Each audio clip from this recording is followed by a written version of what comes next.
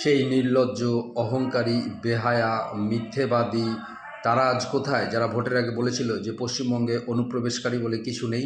বর্তমানে যে deport centre অর্থাৎ হোল্ডিং সেন্টার ঘোষণা হওয়ার পরপরই আমরা দেখছি যে উত্তর চব্বিশ পরগনার বসিরহাটের হাকিমপুর সীমান্তে হাজার হাজার লক্ষ লক্ষ মানুষের ভিড়, যারা অবৈধভাবে রাতের অন্ধকারে চোরা পথে পশ্চিমবঙ্গে এসে দীর্ঘদিন ধরে বসবাস করেছিল তারা আজ নিজের দেশে নিজের জায়গায় ফিরে যাওয়ার জন্য অত্যন্ত উদ্গ্রীব হয়ে উঠেছে।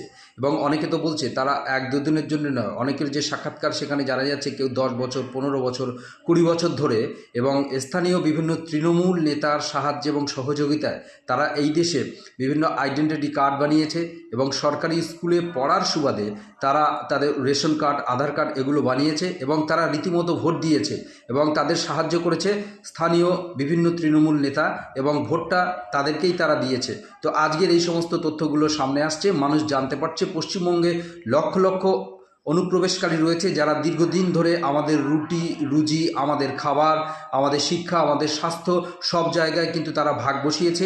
আমাদের দেশের যে ডেমোগ্রাফিক চেঞ্জ সেটিতেও তারা গুরুত্বপূর্ণ ভূমিকা নিয়ে আসে। অর্থাৎ আমাদের দেশের যে ডেমোগ্রাফি, জাতিগতভাবে সেই ডেমোগ্রাফিক চেঞ্জ হয়ে গিয়েছে এই সমস্ত চোরা পথে আসা অনুপ্রবেশকারীদের জন্য। তা আজকে তাদের মুখে জবাব দেওয়ার সময় এসে গেছে। আপনারা দেখছেন ভিডিওতে যে লক্ষ লক্ষ মানুষ তারা কিন্তু যারা রাতের অন্ধকারে এসেছিল তারা ফিরে যাওয়ার জন্য এই সমস্ত বর্ডার সংলগ্ন এলাকায়, যেমন খুব ভিডিও ভাইরাল হচ্ছে, মানুষ দেখছে যে এই হাকিমপুর বলে যে জায়গা রয়েছে সেখানে তারা নিজেদের দেশে ফিরে যাওয়ার জন্য কিন্তু আজকে লাইন দিয়েছে।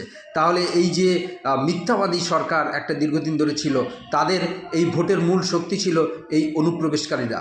তো তারা এই অনুপ্রবেশকারীকে ঠেকানোর জন্য বিভিন্ন চেষ্টা করেছে। প্রথমে এসআইআর বাতিলের দাবি করেছে, পরবর্তীকালে আমরা দেখেছি ভোটে যাতে অনুপ্রবেশকারীদের নাম না বাদ যায় তার জন্য সর্বোচ্চ চেষ্টা করেছে, কিন্তু সফল হতে পারেনি।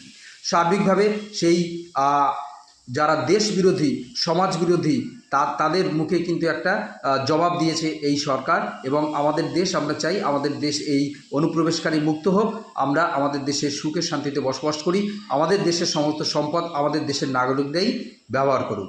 ধন্যবাদ।